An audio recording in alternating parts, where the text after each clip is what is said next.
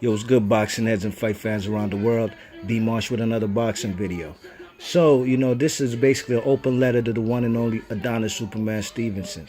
Now, Adonis Stevenson, now that Andre Ward's out of the division, you didn't get a chance to fight Andre Ward for Undisputed, I still feel, you still can enhance your legacy, you know what I'm saying? You can still build on top of your legacy. And today, being that Adonis Stevenson turned 40 years old, you know what I'm saying? I think it's high time right now. He try to make these big fights happen if you want to get them nice paydays, you know what I mean?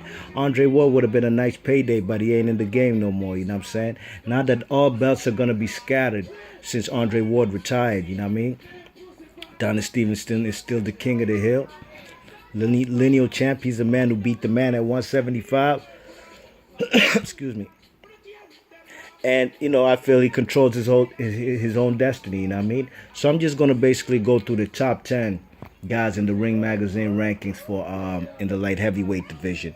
And let's see what kind of opponents are out there for the man Adonis Stevenson, you know what I mean? Adonis Stevenson, I wish you the best, you know what I mean? I, as a man, you entertain me like a motherfucker, you know what I'm saying? Hey, if you want to put, anybody listening, if you want to put a thumbs down on the vid because I said Adonis Stevenson entertains me like a motherfucker, well, go ahead, be my guest, you know what I mean? That's actually going to tell me a lot about you. You dig what I'm saying? It's actually going to tell me a lot about you, you know what I mean? Because I ain't going to lie, Adonis Stevenson is a guy, he entertains me, you know what I mean? He's like Rigondeaux in my opinion.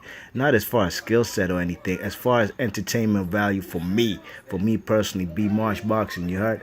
You know what I'm saying? Anytime he gets to fight, you know what I'm saying? That whole day I'm there ready to see. I can't wait for the broadcast to see whether it's Regal or the man Adonis Stevenson.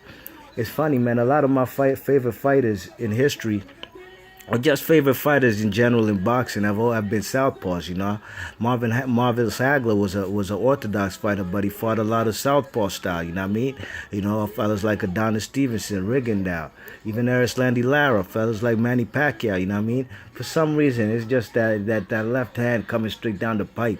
It's something crazy. It's something beautiful to watch, you know what I mean? So, I'm gonna set it off like this. Number 10, Joe Smith Jr., 21-2. 20, what is he? I think 23 with 2 losses. 23 wins, 2 losses, 19 KOs, you know what I mean? Well, Joe Smith Jr. had an opportunity to fight in his home state, home city too of Long Island, you know what I mean? A fight against Adonis Stevenson in the Nashville Coliseum, and it would have been on PBC on Fox, you know what I mean? But Joe Smith Jr. has never fought for a world title, right? Never has he fought for a world title. Well, he had an opportunity to fight Adonis Stevenson. The fight was made, but these guys, Joe Smith Jr. and his team, now they started some weird tactics as far as negotiations. They actually told Adonis Stevenson that Adonis Stevenson has to give the man Joe Smith Jr. a rematch in case Adonis Stevenson does so happen to win. But let me ask you, I don't think the man Joe Smith Jr., I don't think, them fellas is not in no position to be telling a champion that he must give him a rematch, you know what I'm saying? First and foremost, Joe Smith Jr. had never fought for a world title, you know what I mean? On top of that, Joe Smith Jr. and them was also trying to trying to control the gate and the purse, you know what I'm saying? They was trying to make more money at the gate than the man Adonis Stevenson, you know what I'm saying? Adonis Stevenson wasn't having it, so I guess they pulled out of negotiations. Joe Smith Jr. went on to fight Solomon Barrera, and the rest is history. You already know what happened to that fight. Man fought with a broken jaw, looked like shit every single round. Solomon Barrera was straight up and down styling on Joe Smith Jr. Joe Smith Jr., in my opinion, facts, he should have taken that world title fight to try to build his momentum, especially after beating B-Hop and Fonfora. 2 fights, nobody picked him to win, you know what I'm saying? And them fellas did it, you know what I mean? But I guess he saw something in Adonis Stevenson, that he had to play stalling tactics, you know what I mean? In my opinion, Joe Smith Jr. would have lost to them fellas. Adonis ain't even no more to be said about them fellas. Number 9 is 20-0, 15 KO southpaw from Staten Island, New York, Marcus Brown. You know what I mean? Marcus Brown actually did call out Adonis Stevenson after his last fight. No, he didn't. I'm bugging. He called him out after he beat top dog Thomas Williams from the DMV area. Let me not say DMV, DC, Maryland. You know what I mean? I ain't want to say too much DMV, you know what I'm saying, because that's basically saying D.C., Maryland, Virginia. Well, I know Top Dog Williams to be from either D.C. or Maryland, one of the two. And, Adonis softened him up for Marcus Brown. Marcus Brown finished him off, you know what I mean? Great win. Marcus Brown, I'm glad he did call out Adonis Stevenson. Why wouldn't he? He's a up-and-coming contender, you know what I'm saying? But I do think he has some flaws in his style, you know what I mean? I think his chin is suspect, you know what I mean? I seen the guy, Hot Rock Corogero, a skinny, lanky guy from Florida, based out of a Bosnian kid based out of Florida. He put this guy on the canvas, you know what I'm saying? A couple times. And matter of fact, I did have the man Corogero winning that fight, but they robbed that man on PBC. It is what it is, but I think Adonis Stevenson would walk through Marcus Brown from Staten Island, you know what I'm saying? Number 8 is Badu Jack. Jack the Ripper. Jack the Ripper. 22-1. 22 wins, 1 loss, 2 draws, and 13 KOs. That draw should actually be reversed. That draw with Lucian Bute. Lucian Bute was under the influence, you know what I'm saying, of a bad substance, steroids, you know what I mean? And, Badu Jack, he ever since that Derek Edwards knockout, you know what I'm saying, the man has been fighting very good opposition, you know what I mean? Anthony the Dog Durrell, good fight, close fight, you know what I'm saying, very close fight. George Groves, another close fight. James DeGale, another close fight, you know what I'm saying? So he has had some close fights, but in my opinion, he won every single one of them fights that were close, you know what I'm saying? And, except Nathan Cleverly, that wasn't close. He looked real superb stepping up to 175, but I think Badu Jack is the type of guy, if he can't get on the inside, you know what I mean, because he's a very good body puncher. If he can't get on the inside and try to make it rough for Adonis Stevenson, he's going to get downsinned and blasted the fuck up out of there, straight up and down on some Street Fighter shit, you know what I mean? That's the edge that Adonis Stevenson has on his opposition. Fighting on the back foot, a man who can punch in angles, and a guy who actually has a longer reach than most of his opponents, you know what I mean? Almost all of them. And that's why he's a very good outboxer, you know what I'm saying? His inside boxing skills, a lot of people say he ain't got no inside boxing skill. He ain't got no inside game. Yeah, okay. Go ask Fonfora if he ain't get bodied with a body shot. Some people, man.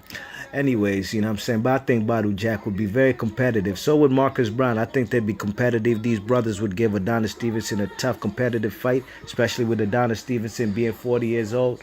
You know what I'm saying? But I think Adonis Stevenson's the longest reigning champion in boxing for a reason, you know what I mean?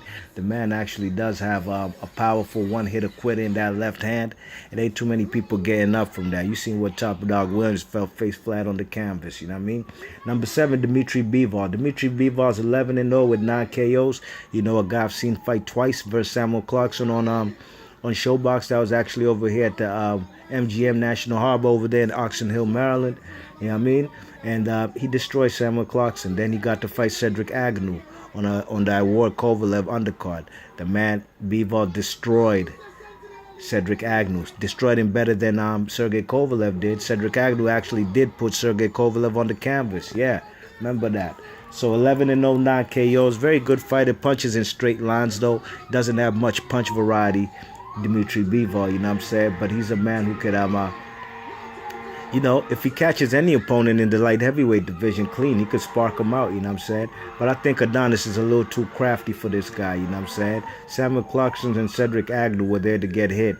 But Adonis Stevenson's a little too crafty for this guy, and I believe he could probably get him out of there too, you know what I mean? Number 6, we got Sullivan Barrera. Sullivan Barrera from Cuba, 20 wins, 1 loss, 14 KOs. His only loss was to Andre Ward, you know what I mean?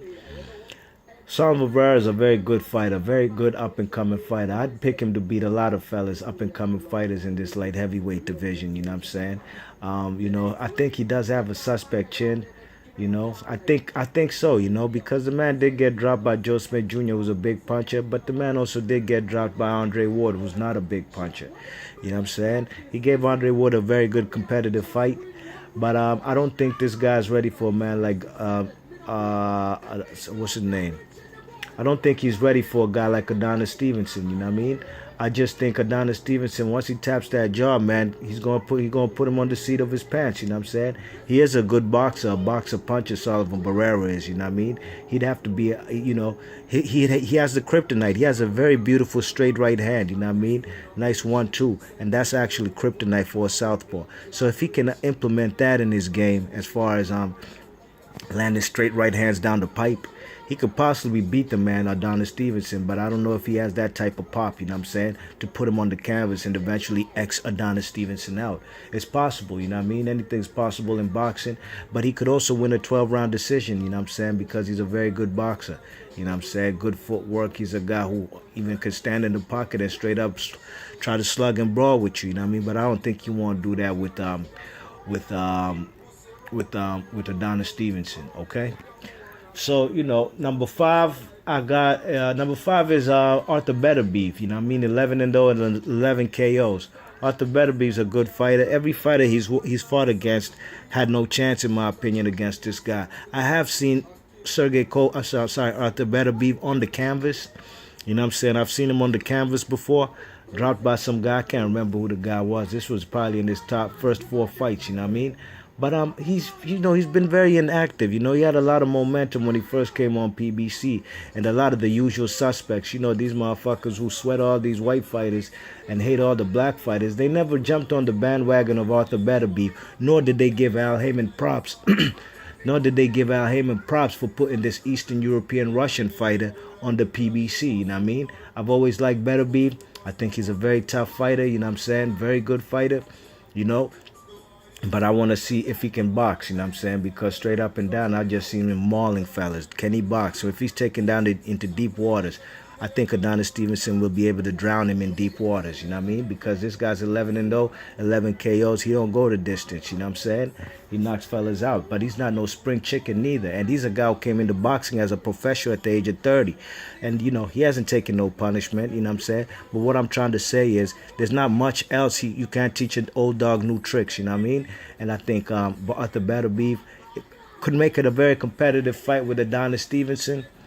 But ultimately, I think Adonis Stevenson will win, you know what I mean? Whether it's on points or a late round stoppage, I think Adonis Stevenson will beat Arthur BetterBeef. Okay, so now let me see. How many guys have I done?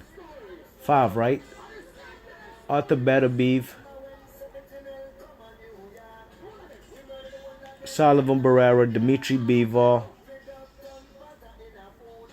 Badu Jack, Marcus Brown, and Joe Smith. Out of those 5 that I picked, I'd say the toughest opponent is probably, I'm probably going to have to say either Badu Jack or Sullivan Barrera. Those are the toughest 2 opponents between Arthur BetterBeef, Sullivan Barrera,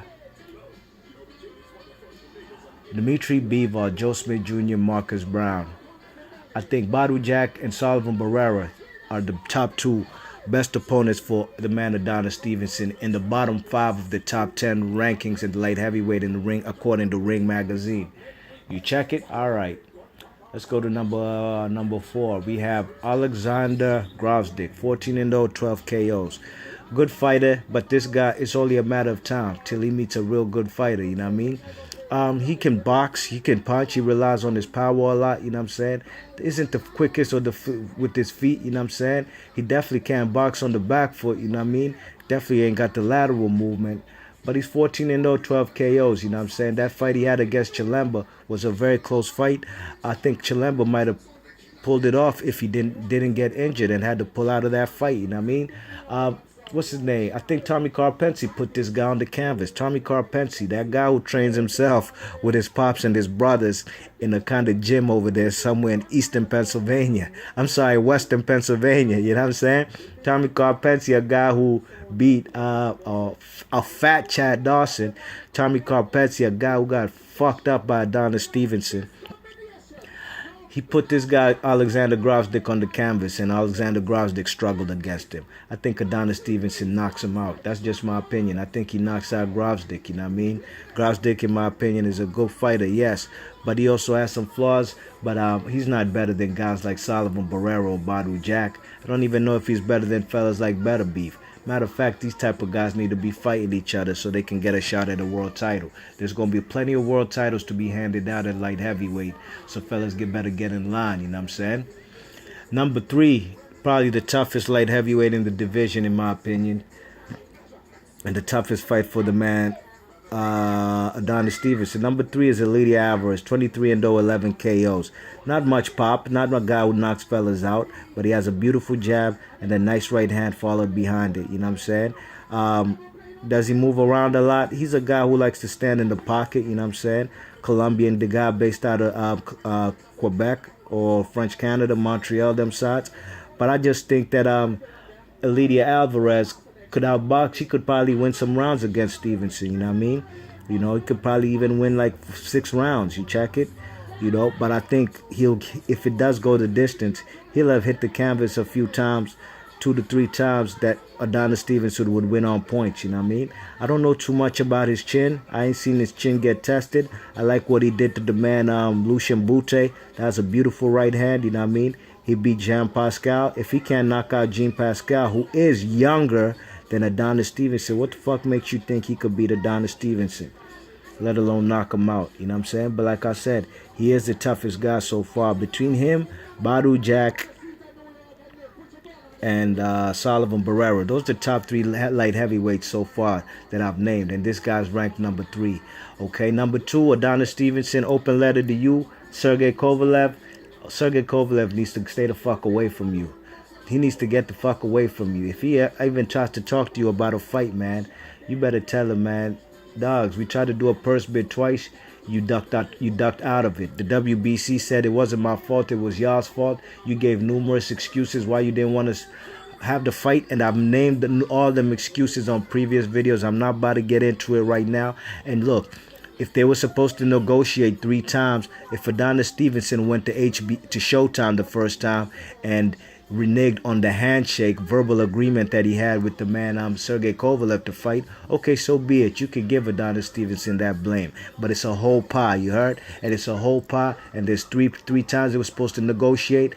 Adonis Stevenson takes the blame only once. This other guy gets 2/3 of the blame. 66.666% of the blame goes to Sergey Kovalev for that fight not happening, and 33.333% of the blame goes to Adonis Stevenson. That's how it should go. That's the whole pie. I'm trying to be fair. I'm not being on no fanboy fuckery. You know what I mean? I'm just keeping it 1,000, keeping it tall. You know what I'm saying? You check it, and Sergey Kovalev, man, he was the one. You guys, if you want to mention Adonis going to Showtime in 2014, so be it. Well, 2015 and 2016, Sergey Kovalev had the opportunity to fight this man, Adonis Stevenson, via purse bids, but they pulled out. And that was 2015, 2016. You guys could bring up old news from 2014, late 2013, when Adonis Stevenson went to Showtime. But I'm going to tell y'all about what have you done for me lately. 2015, 2016, 2/3 of the blame, like I said, go to that man. They go to that man, what's his name? 2/3 of the blame go to Kovalev. WBC said it. Mauricio Suleiman, he cleared Adonis Stevenson's name from that